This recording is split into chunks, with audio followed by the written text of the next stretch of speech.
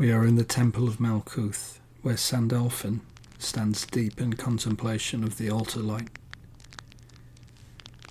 Becoming aware of us, he turns, his smile warm and welcoming. Already there is the beginning of a bond between us. At his request, we move to the door on the left.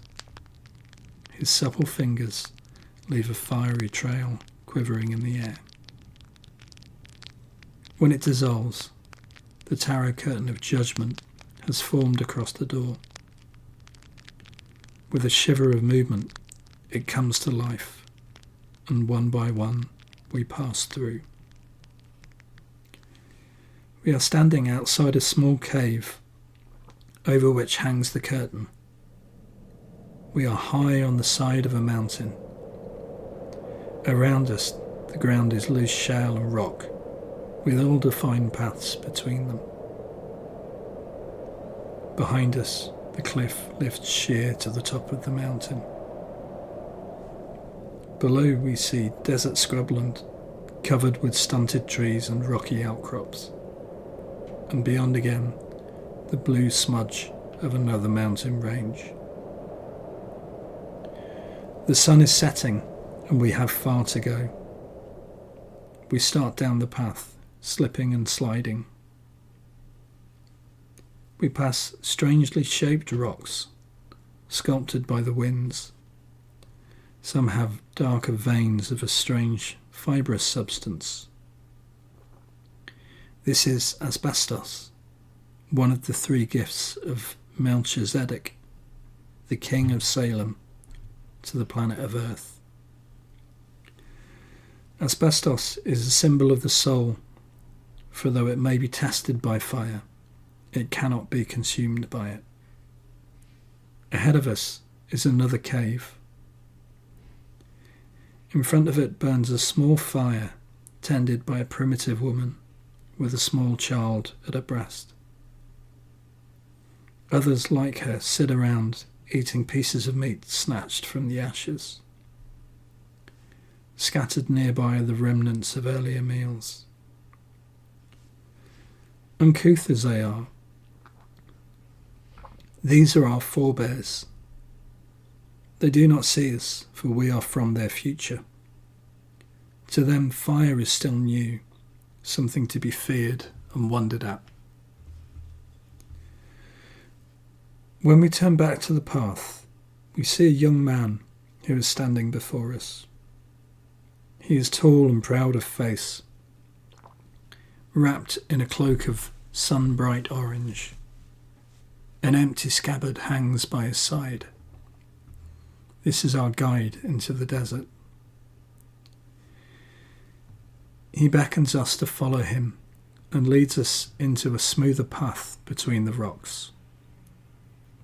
We walk in silence for a while, then look up as we hear the scream of an eagle.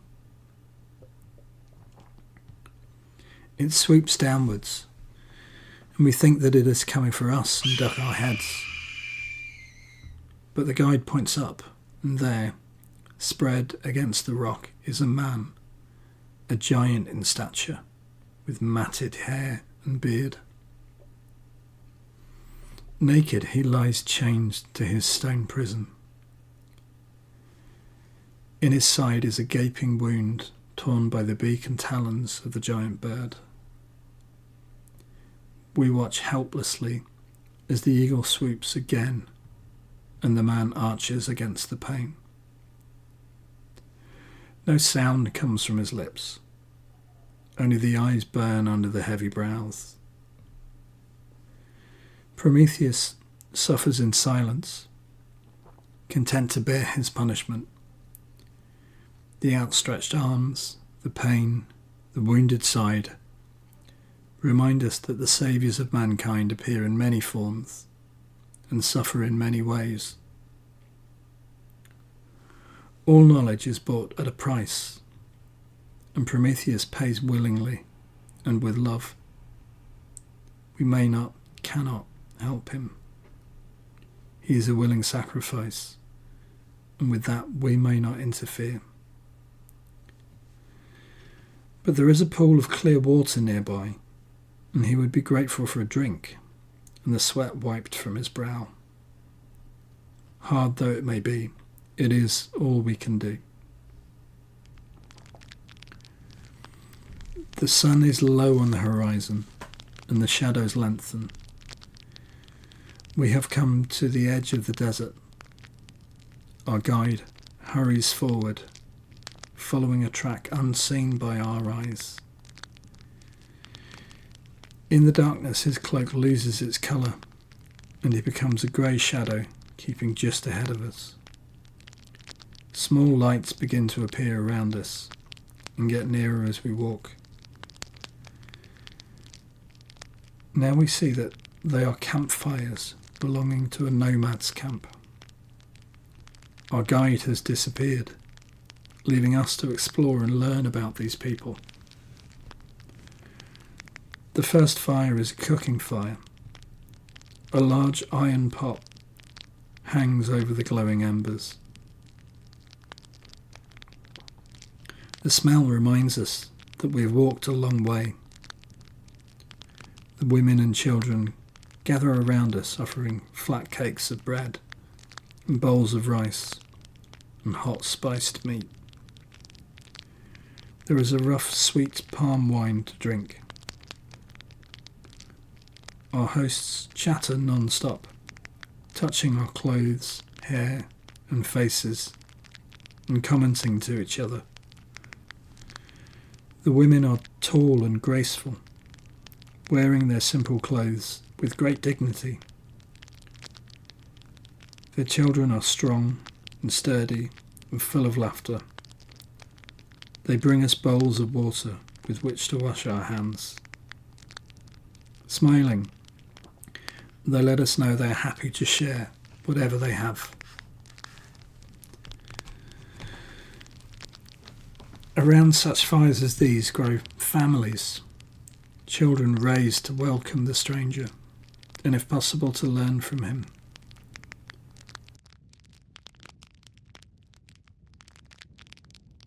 The hearth fire is the fire of love, and one that all should tread to know fulfillment. At this fire, a man and a woman share their dreams, hopes, and needs. A woman's power comes from this fire, and a man's wisdom, for by its light the heart is made clear. The path of the hearth fire is the most sacred of all. Without it, no other fire would come into being.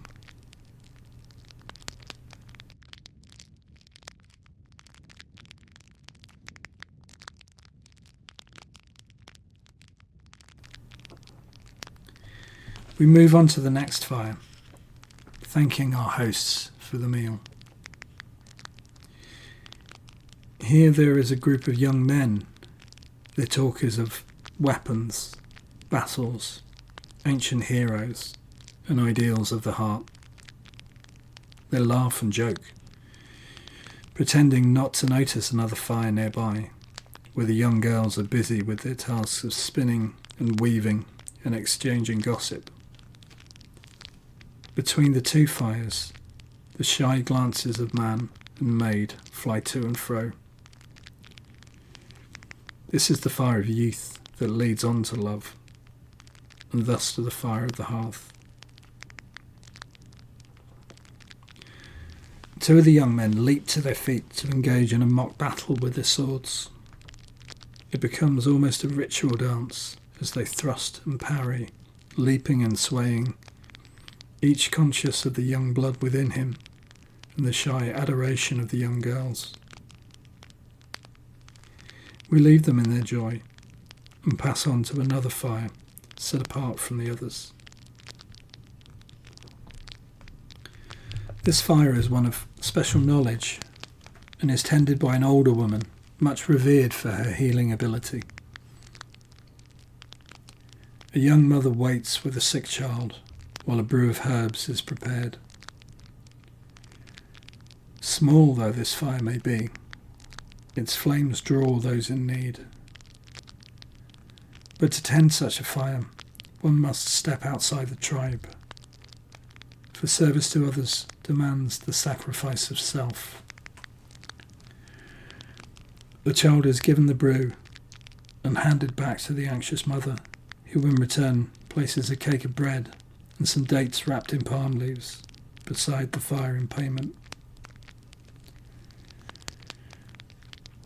The old woman turns to us, and in the firelight we see tattooed on her forehead a symbol we last saw on the gates of Hades. She raises her hand in salute to us, recognizing that we have seen and understood. We return her salute and pass on. The next fire is surrounded by the elders of two families arranging a marriage. Again, this fire is linked to that of the hearth fire. By this union, two families will be made closer. The young man and woman have chosen each other, but the families must be satisfied that they're not simply starstruck. Young couples are regarded as a link in the chain of life, and all the links must be as strong as possible. There is a much bigger fire to our right. Around it crowd the happy faces of many children. They're listening to one of their elders recounting tales of long ago. In this way they learn the laws and traditions of their tribe. He's telling them of the creation of man and of the white raven that flew towards the land of the sun for a year and a day to steal a stick of fire for the tribe's ancestors. Then for another year and a day he flew back with the burning stick. The fire was so hot that it burnt his beautiful white feathers black, but he brought the precious fire to man. The raven is highly honoured among the tribesmen to this day for its bravery. The storyteller finishes the tale and turns to watch us pass. We see that he also bears the mark upon his forehead. He smiles and salutes us, pointing to the next fire along. We pass many fires, some with only one or two people, young couples lately wed, a family of 3 or 4, an old woman and her son. But none are left alone and friendless. The tribe is a united whole and takes care of those who have need. No one will be left without food, love, or comfort. The orphan, the widow, the young husband with a motherless child, the aged parent left alone, all are drawn into the life of the tribe. This fire is different. Here the elders gather to discuss and dispense the law. Here all come for justice and to wear a grievance. These men and women are respected for their age and looked up to for their wisdom. They sit in a circle about the fire. At their head, the elder of elders. To this person is given every deference, and everything that happens within or concerning the tribe is brought to the notice of the elder of elders. The hunched figure could be male or female, it's hard to tell. Around the neck is hung a talisman, in shape, like the astrological sign for Mercury. On the forehead, the sign we have come to know as the sign of the seeker after knowledge. We are brought before this head of the tribe. The eyes, though set in a wrinkled face, are bright with intelligence. A thin hand beckons, and in turn we bend to hear his words. For each of us, it's a moment of private wisdom received.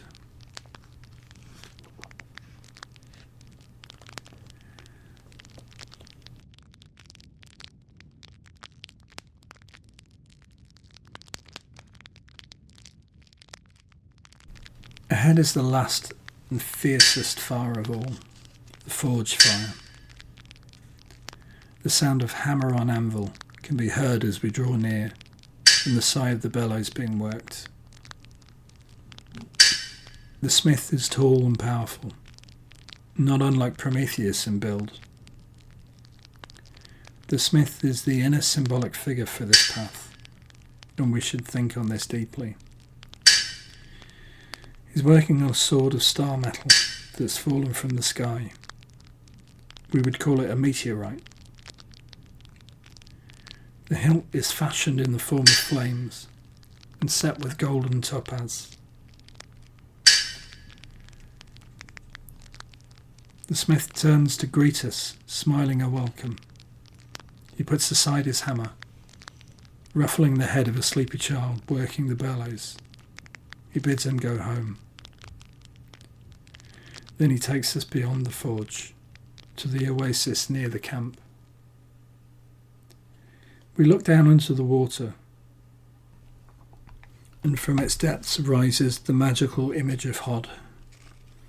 It is the hermaphrodite, holding a rod of gold, around which twine two snakes, and topped by a winged pine cone. This is the caduceus, the staff of Hermes the messenger, the bringer of words to man. The smith bids us look again into the water, and this time we see our own faces, and on the forehead the sign borne by the others of our kind. In taking these paths, we've dedicated ourselves to something greater than we know. Shaken, we return with the smith to the forge, waiting for us, his orange cloak thrown back to reveal a breastplate of gold, is Michael, the archangel of Hod. Hephaestus takes the sword he has made and gives it to him, a gift from one of the most ancient of the gods to a lord of flame. Michael takes it and raises it in salute to its maker, who smiles and bows in acknowledgement. It is time to leave.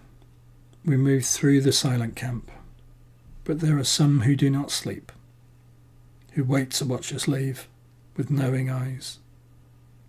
The healer, the teacher, the elder of elders, and the smith are there to watch us depart.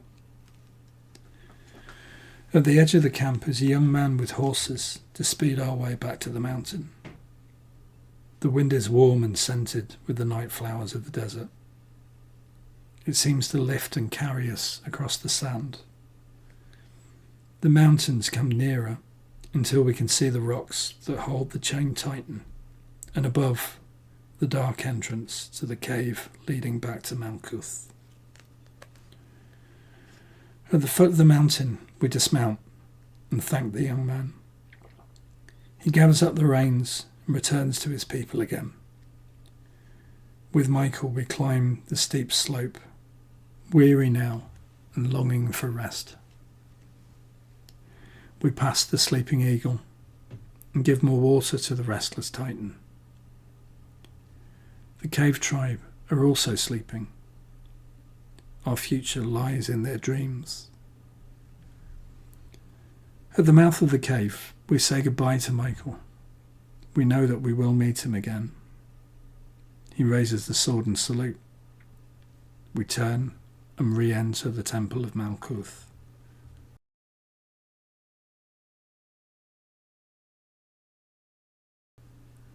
The door is sealed behind us, and we stand at the altar, thinking of many things, but mostly of Prometheus.